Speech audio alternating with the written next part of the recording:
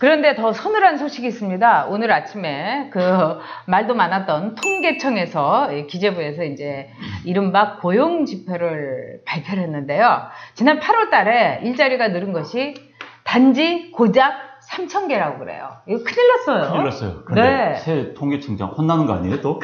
그러니까. 아니, 좋은 통계를 이렇게 만든다고 하더니 이게 좋은 통계 만든 게 3,000명이면은 그 실제로는 얼마라는 얘기예요? 큰일입니다. 이 네. 3,000개라는 것은 지난해 8월 대비 올해 네. 일자리가 3,000개밖에 안 늘어났다는 그렇죠. 건데 이건 있을 수가 없고요. 보통 뭐 9만 개, 10만 개 이렇게 늘어나야 정상인 겁니다. 그래서 지금 지금 이 통계는 네. 지금 아무튼 잡힌 일의 최저예요, 지금. 이렇게 그렇죠. 있을 수가 없는 거면 이런 통계 나올 수가 없는데 특히 문제는 최저임금의 여파로 뭐 단순 노동하신 분들 네. 이 일자리가 대폭 줄어든 것으로 그렇죠. 나타났습니다. 그래서 지금 보면은 이 통계라는 걸 보면은 우리가 주변부도 이제 주변 통계라는 게 있습니다. 그래서 이 일자리가 고작 3,000개가 늘었다는 거는 메인 통계가 될 수 있고 서브 통계라는 게 있는데 그 중에 굉장히 중요한 서브 통계가 뭐냐 하면은 청년 일자리입니다. 네. 청년 특히 실업률. 근데 드디어 청년 실업률이 10%가 된 거예요. 이거는 전체적인 우리나라의 지금 일자리가 이번 통계에서는 4%로 나와 있는데 청년 실업이 10%다 하는 걸 보면은 이거는 얼마나 말하자면은 경제의 그 실체가 어두운가를 보여주는 거죠. 왜냐하면 청년 실업률이 이 정도라는 거는 심각해도 보통 심각한 게 아니고요. 그 다음에 청년들에게 희망이 없다. 그리고 청년들의 일자리가 생성되지 못한다는 점에서 굉장히 심각합니다. 또 두 번째는요, 이른바 나는 일자리를 단념하겠다. 그래서 구직 단념을, 일자리 나는 이제 포기하겠다. 이런 포기하는 층이 무려 53만 명으로 늘었어요. 한 5만 명 정도가 늘었다는 겁니다.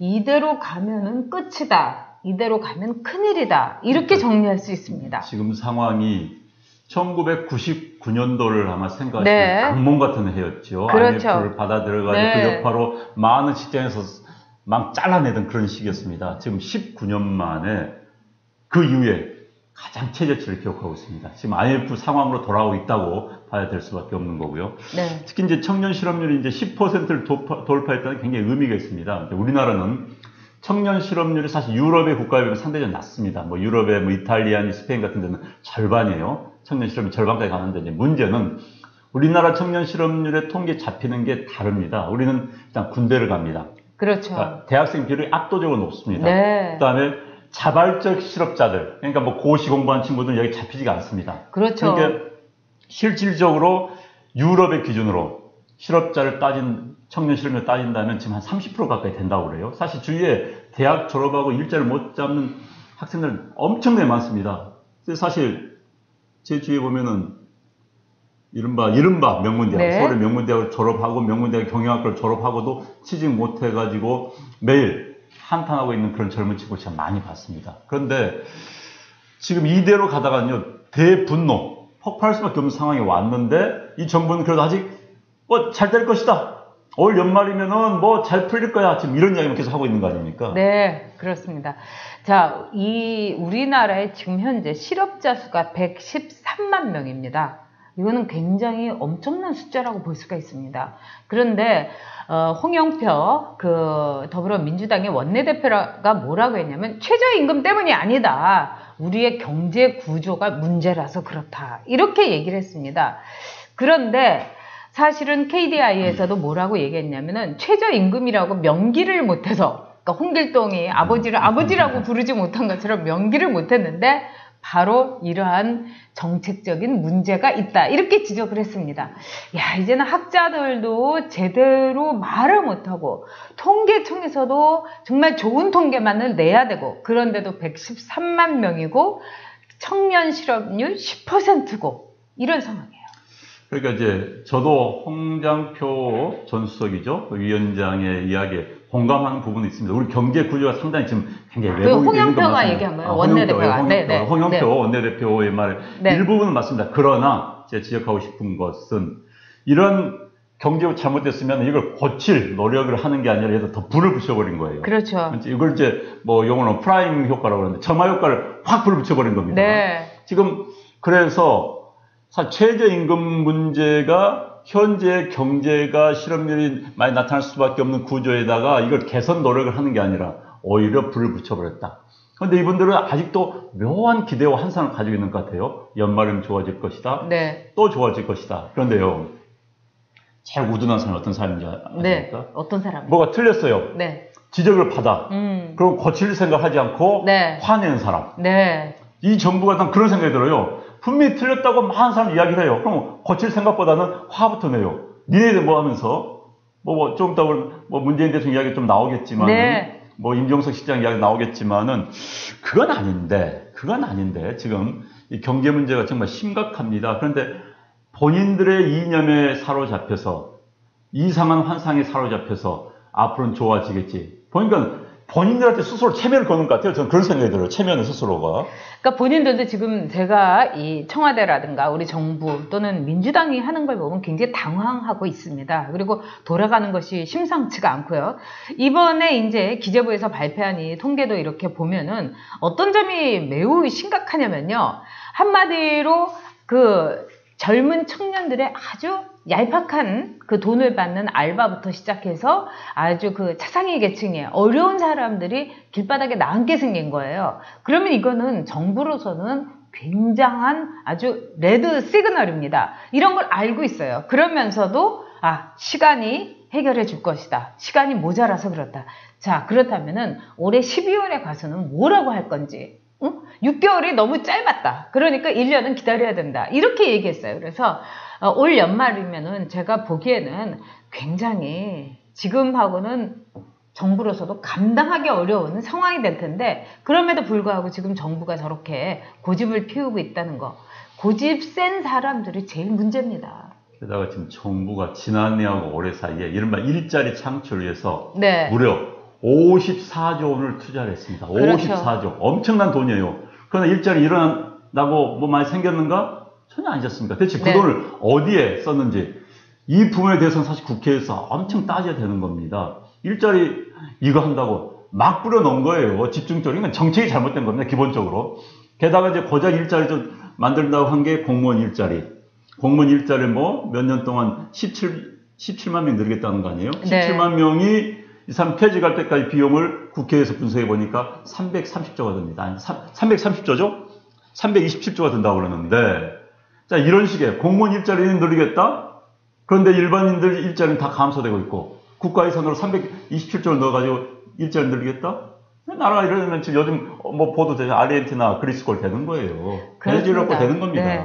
지난번에 그 54조 원도 한번 이제 분석을 해봤더니, 진짜 일자리를 창출하는데 구직 활동을 하는 청년들을 지원을 했다든가 또는 새로운 어떤 요즘 우리가 5G, 문재인 대통령은 5G라고 할 것 같은데 5G 시대에 그 어떤 통신에서도 새로운 일자리가 나올 수가 있고 그 다음에 중국에서 그 밀고 들어오는 반도체부터 여기에 대해서 정말 새로운 일자리와 새로운 경제의 패러다임을 준비를 해야 되는데 거기에 들어간 돈은 거의 없었습니다.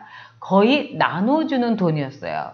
즉 복지 비용이 54조에서 거의 60%, 70%를 차지한 겁니다. 그러고 나서 이렇게 된 결과 어떻게 보면은 당연한 거죠. 그러니까 이 54조 원이라는 것은 이른바 산타크로스 문재인 여기에 쓰여졌다. 이렇게 우리가 결론을 낼 수가 있는 거죠. 그리고 이제 일자리를 창출하기 위해서는 네. 일단은 친기업. 네. 그러니까 일자리 기업에서 만드는 그렇죠. 겁니다. 기업에서 투자를 해서 일자리를 늘리는 건데 현재 기업들은 모두 위축되어 있습니다. 다 겁내고 있습니다.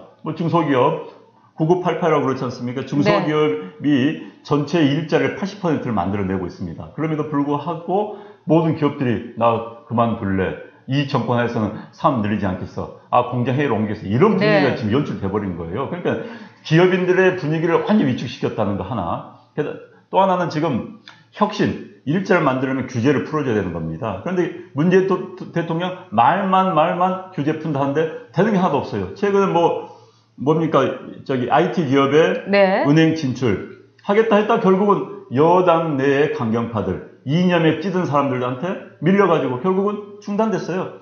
많은 대한민국 지금 규제가 풀어져야 일자리가 생기는 겁니다. 사실 정부의 역할은요, 이렇습니다. 새로운 혁신이 일어나면은 반영을 하는 겁니다. 그래서 새로운 혁신의 피해자들, 예를 들어서 우버 택시가 들어오면요, 택시 기사분들이 피해 볼 수밖에 없습니다. 그러면 그 피해 본 분들을 위해서 새로운 재교육을 시킨다. 여기에 투자를 하는 겁니다. 혁신 자체를 거부하면요, 사회가 진보가 안 되는 거예요. 뭐 현대자동차가 우버에 투자하다 다 포기하고 외국에 투자하겠다는 거 아닙니까?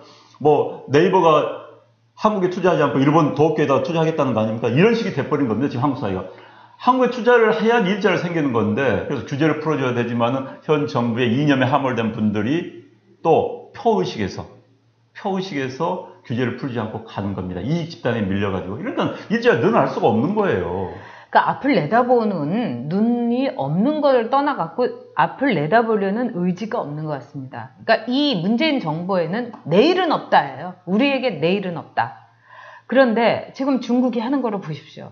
시진핑 독재의 드라이브를 걸면서 제가 최근 들어서 중국의 짝퉁 제품 같은 걸 한번 테스트를 해볼 기회가 있었는데 놀라울 정도입니다. 그리고 이제는 또 뭐 샤오미라든가 뭐 디베아라든가 이제 더 이상 짝퉁의 반열이 아니에요. 근데 이런 상황 속에서 우리 기업들은 지금 해외로 나아가고 있고요. 지금 아까 안 원장이 우버 택시를 얘기했는데 지금 동남아에 가면 우버에 그랩에 또 도쿄에 가서도 얼마든지 그런 택시를 잡을 수가 있습니다. 그런데 우리가 아주 냉정히 생각해 보자고요. 지금 택시 운전사들이 물론 택시 기사분들이 우버 택시라든가 이거 반대하는 거 사실입니다. 그렇지만 그러는 택시 기사분들도 워낙에 시사 프로를 많이 들으시고 또 요즘은 택시 기사분들의 그 학력들이 아주 고학력 수준입니다. 왜냐하면 퇴직자들이 많기 때문에 얼마를 이거를 할 수 있을지 그분들도 알고 있습니다. 그러면 앞으로 7, 8년 후에 맨하탄에는 다 무인 택시가 왔다 갔다 한다는데 그럼 서울이라고 예외겠습니까? 그런 점에서 내일을 내다보고 무엇을 받아들이고 무엇을 버리고 무엇을 준비할 것인가. 근데 우리에게 내일은 없다. 이게 문재인 정부의 저는 구호다. 이렇게 생각합니다. 저는 이 정부에서요. 네. 미래라는 단어를 쓴 걸 기억이 안 나요. 기억이 안 나. 과거, 적폐청산, 천혜자지. 지금 2년이 다 돼가는데 본래는요. 대통령은 그 국가의 미래의 그렇죠. 비전을 제시하는 겁니다. 네, 그래서 네. 국민들에게 저 목표를 갑시다라고 하는데 이 정부에서 미래의 비전 뭐가 있습니까? 적폐청산? 뭐가 있어요? 난 기억이 안 나요. 그리고 특히 이제 현 정부가 저는 현 정부가 이제 이념에 매몰 있다는 건 오늘 아침에 차를 타고 오면서 그런 생각이 들었어요. 야, 이 사람들은 조선시대를 망하게 했던 성리학에 아주 매몰된 정말 이념에 다 매몰돼가지고 우물안 개구리처럼 세상의 변화를 명나라에 의존해가지고 청나라는 새로운 세계에 떴을 때 명예에 의존해가지고 하는 그래서 결국 조선을 망하게 했던 우물안 개구리식의 살인 그런 유학자들이 아니었나 그런 비슷하지 않나 생각이 들어요. 사실 진보가요. 그렇습니다. 딴 나라 같으면 진보가 미래지향적입니다. 솔직히. 혁신을 빨리 받아들입니다. 그리고 보수가 좀 움츠러들고 굼떠요, 솔직히. 그런데 대한민국 뭐 잘못됐어. 대한민국 진보는요, 해외 진보는 더 국제적입니다. 막스가 세계 노동자의 단결을 하듯이 세계적입니다, 본래 진보가. 그리고 더 미래지향적입니다. 그런데 한국의 진보는요, 더 국내적이고, 더 폐쇄적이고, 더 과거지향적이고, 이거 진보 아니에요. 국제적 스탠다드 보니까 진보 아닙니다, 이건.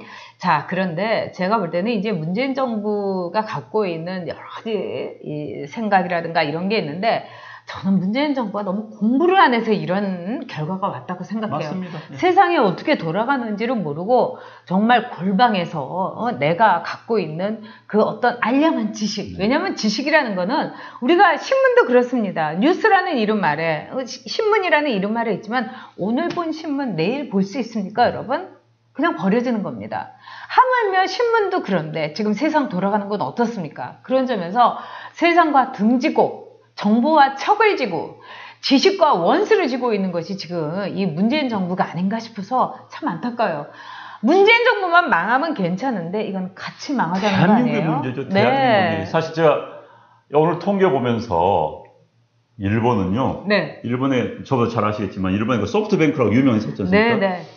우리나라는 여러분들 직장에 계신 분들 부업 가능합니까? 직장에서 겸직을 못하도록 했죠. 네. 소프트뱅크가 드디어 직원들한테 투잡을 잡으라고 했답니다. 네. 왜? 일자리가 부족하니까 소프트뱅크가 야 당신들 나가서 투잡해도 상관이 없어. 이제 규칙이 어긋나는 거 아니야. 일본의 일부 지금 현 단위에서는 지방 정부에서는 네. 공무원들한테 야 투잡 잡아라. 우리 동네 지금 일자리가 부족하니까 공무원도 하고 네. 딴 일을 해라. 이런 상황이 일본은 지금. 미국은요 지금 실업률이 최저로 좀 떨어지고 있습니다. 대한민국만 이런 길로 가고 있는데 이 정부들에서 이렇게 가고 있는데 이거 어떻게 해야 되는 겁니까 이거? 지금 이제 아까 이 통계청에서도 좋은 통계를 올리고 그러면서 방송에서 이거 지적하지 않겠냐 어떤 분들이 이제 얘기를 하셨는데 그런 일 없을 겁니다. 왜냐하면 방송은 현재 완전히 장악됐습니다. 뭐 내일 밤 김제동은 없고 오늘 밤 김제동이 있는데요. 아마도 스님이 이러셨어요. 희한하게 진보 연예인인데 보수 연예인은 없나요? 김제동이 젊은 애들한테 인기 좋던데 크크크. 사실입니다. 근데 연예인들이라는 거, 이른바 예술가들이라는 거는 굉장히 개인적이고 또 저항적이죠. 그래서 할리우드를 보더라도 사실은 보수 연예인들은 별로 없고 그 우파 연예인들은 없고 다 좌파들이에요. 수잔 세런드, 뭐 바브라 스트레이전드. 하지만 동시에 또 우파 연예인들도 물론 있습니다. 뭐 총기협회의 그 대표 그 홍보를 내내 맡았던 찰튼 헤스톤이라든가 굉장히 많이 있습니다. 그리고 문제는 우파 시민들이 있는 거예요. 지금 정말 트럼프가 엄청난 사고를 친다 하더라도 트럼프의 팬덤이라든가 트럼프를 절대적으로 지지하는 우파들은 굉장히 집중해 있다는 겁니다. 물론 저는 트럼프 정말 좋아하진 않지만은 그런 점에서 우리 우파 시민들이 굳건하게 자리를 지켜야 되고 우파 국민들이 우리의 그 의지 또 우리 보수들이 정말로 무엇을 위해서 나는 있는가 이런 무엇에 대한 가치 보수의 가치를 좀 더 공고히 할 필요가 있다고 생각합니다. 그러니까 이제 우파 연예인들이 없다 맞습니다. 네. 이제 방금 말씀해 주신 것처럼 기본적으로 뭐 문화 예술인들이 자유분방하기 때문에 네. 진보적인 성향이 많습니다. 네. 그런데 이제 한국적인 특성이 또 거기에 첨가가 돼요. 한국에서는 워낙 인터넷 댓글을 통해서 한 연예인 하나 죽여버립니다. 네. 그런데 좌파 연예인들에 대해서는 굉장히 잘한다는 분이 설사 문제에 따라 지적하지 않아요. 근데 네. 우파 연예인이 우파적인 성향을 누가 보였다 어느 연예인이 그러면은 인터넷은 난장판이 돼버리는 겁니다. 그렇기 때문에 선뜻 겁이 나서 못하는 거예요. 어느 행사장에 좌파 성향 행사장에 나타나면 굉장히 뭐 우아한 것처럼 보이고 뭐 진보적인 것처럼 있는 것처럼 보이는데 우파적인데 나타나서 하면은 일단 움츠러들고 두 번째는 내가 우파라고 낙인 찍은 순간 나를 공격. 이게 무서운 그런 연예인들 직접 들은 이야기입니다. 네. 아, 난 성향이 뭐 굉장히 난 보수적이다. 나 뭐 나이도 먹은 만큼. 그런데 내가 그렇게 드러내는 순간 나는 이른바 네티즌들한테 이른바 진보 성향. 진보 성향이 있는 분들이 굉장히 적극적입니다. 이것도 많이 해요. 그런 분들한테 난타질 당하기 때문에 난 할 수가 없다. 이런 이야기 하는 것 보고 참 한국적 현실이 슬펐습니다. 이것도 참 방금 우리 질문하신 것에 대한 일부분의 답변이 되실 겁니다. 네, 예를 들면 뭐 소른도시 같은 분은 세종문화회관 무대에 못 서죠. 그렇지만은 뭐 이모 씨, 뭐 김모 씨 세종문화회관 무대에 쓴 수많은 연예인들이 있습니다. 그게 바로 우파 지향적인 보수 지향적인 연예인과 말하자면은 좌파 지향적인 연예인의 그 대접입니다. 그리고 지금 보세요 방송에서 이른바 뭐 넛꼼수 낙꼼수 했던 사람들이 얼마나 많은 출연료를 받아가는지 즉 전리품을 챙겨주는 겁니다. 이런 점에서 참 우리 보수들은 너무 입싹시는다는 그런 비판을 받고 있다는 생각도 듭니다. 네. 자,